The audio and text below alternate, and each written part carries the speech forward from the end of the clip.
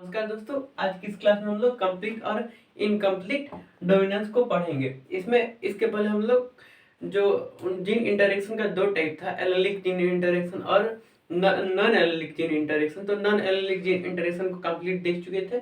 अब आता है एलेलिक जीन इंटरेक्शन, जिसमें ये आता है कंप्लीट और इनकम्प्लीट डोमिनेंस।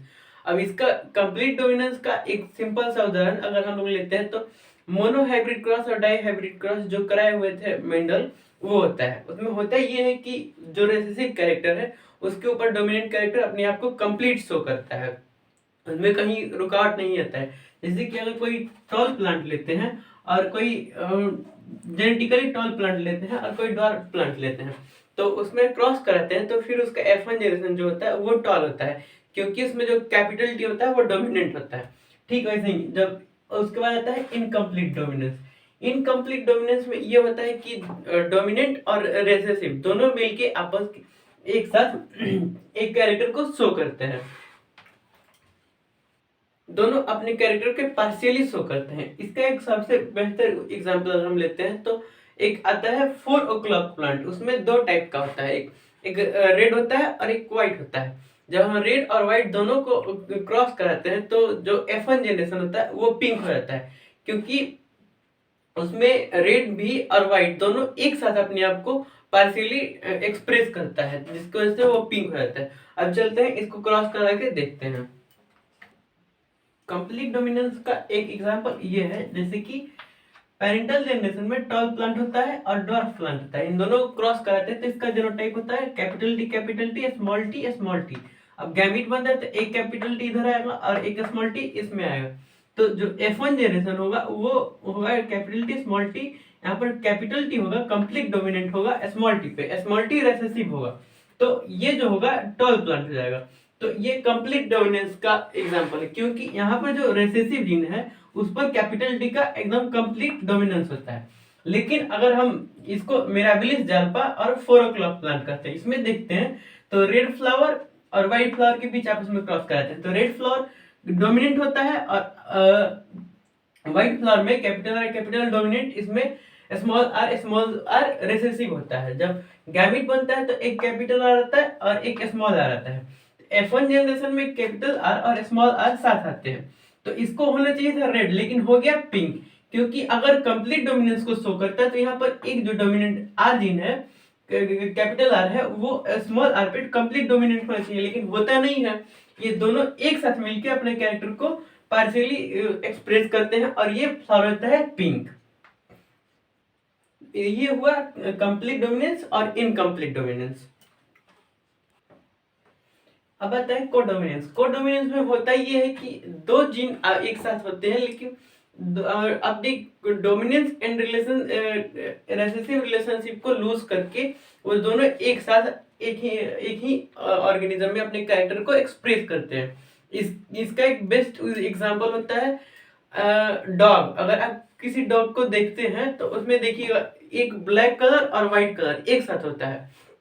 इसके ऊपर इनकम्प्लीट डोमिनेंस में देखे थे कि दोनों मिक्स हो जाता है, दोनों कैरेक्टर मिक्स होकर तीसरा कैरेक्टर बनाता है। लेकिन इसमें को डोमिनेंस में मिक्स नहीं होता है। डोमिनेंट और रेसेसिव दोनों में से कोई एक दूसरे से मिक्स नहीं होता है और दोनों एक साथ अपने कैरेक्टर को एक्सप्रेस करते हैं। इसीलिए कुत्ते का कुछ रंग काला हो जाता है, तो मतलब एक ही कुत्ते में काला और उजला दोनों कलर पाया जाता है। अब एक सिंगल हॉर्न कैटल होता है, उसका कोट कलर होता है। उसमें दो तरह के वैरायटी पाया जाता है सिंगल हॉर्न कैटल में, एक रेड होता है एक व्हाइट होता है। तो उसमें अगर हम क्रॉस कराते हैं रेड और व्हाइट में तो ये कैपिटल आर डोमिनेंट होता है और व्हाइट जो होता है स्मॉल आर रेसेसिव के लिए। अब दोनों का गैमिट बनता है तो कैपिटल आर और स्मॉल आर।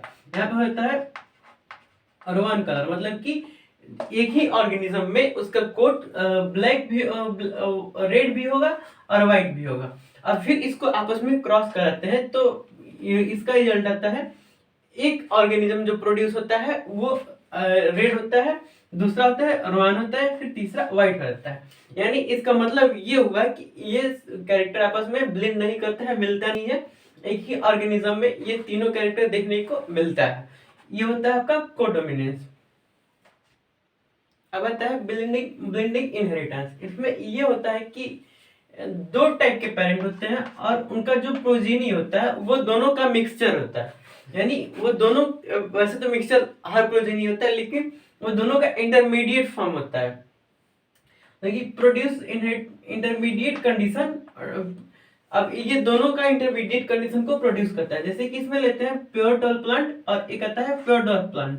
तो अब दोनों को जब क्रॉस कराते हैं तो उसका जो F1 जनरेशन होता है वो इंटरमीडिएट होता है, ना ज्यादा लंबा होता है और ना ज्यादा नाटा होता है। ये हो जाता है ब्लेंडिंग इनहेरिटेंस। ब्लेंडिंग इनहेरिटेंस का मतलब होता है कि जब दो कैरेक्टर आपस में एक साथ मिलके बीच वाला कैरेक्टर को आपस में एकदम कंप्लीट मिल जाते हैं और बीच वाला कैरेक्टर को प्रोड्यूस करते हैं, इसको हम लोग कहते हैं ब्लेंडिंग इनहेरिटेंस।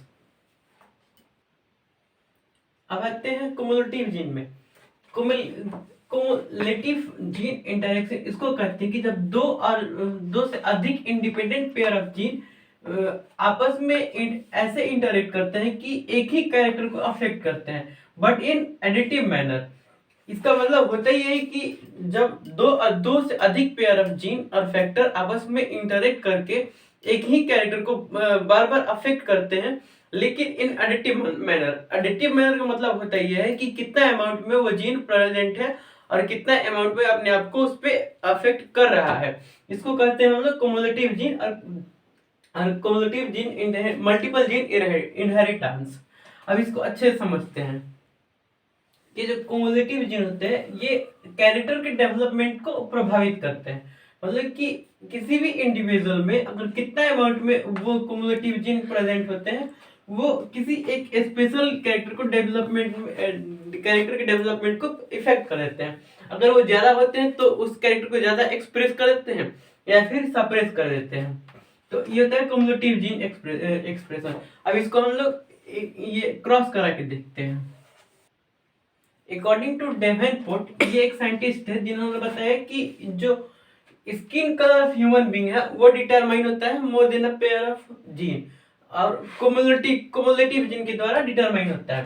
इसका एग्जांपल उन्होंने बताया था कि एक निग्रो जो होता है, निग्रो में दो पेयर ऑफ जीन होते हैं, मतलब दो टाइप के पेयर ऑफ जीन होते हैं, P1 मतलब डोमिनेंट P1 और डोमिनेंट P2, मतलब कैपिटल P1 कैपिटल P2।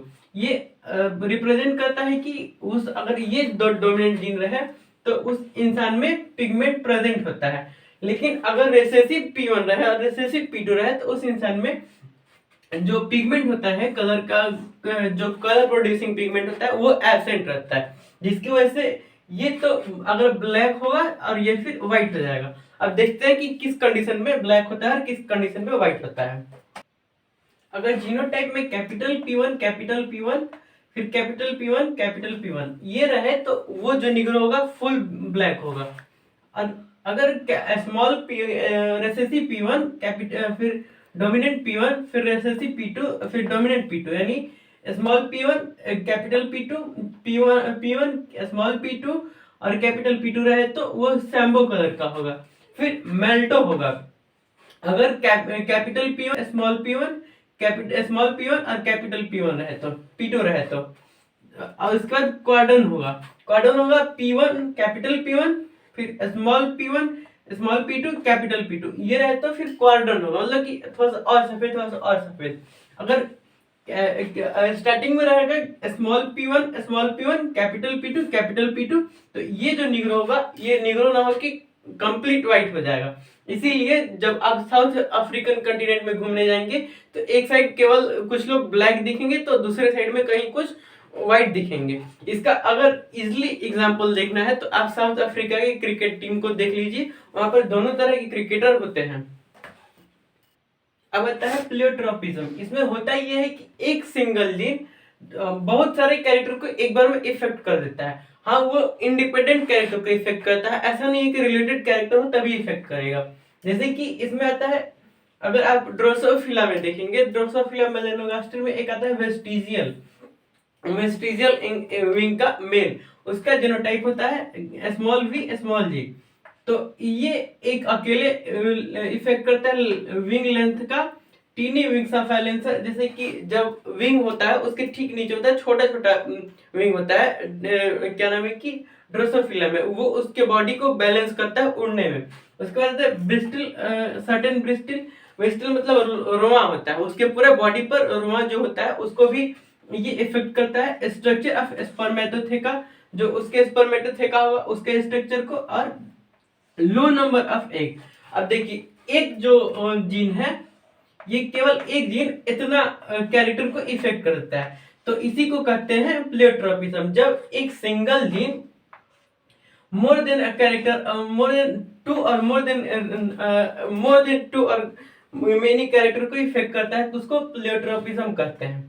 बस अब ये यहाँ पर जीन इंटरेक्शन समाप्त होता है। अब हम नेक्स्ट चैप्टर को डिस्कस करेंगे। अगर आपको वीडियो पसंद आए तो प्लीज लाइक कर दे, और कैसा हो रहा है, कंटेंट पसंद आ रहा है या नहीं आ रहा है, या फिर कोई गलती रह जा रही है तो उसको आप लोग कमेंट सेक्शन में प्लीज बता दिया करें। धन्यवाद।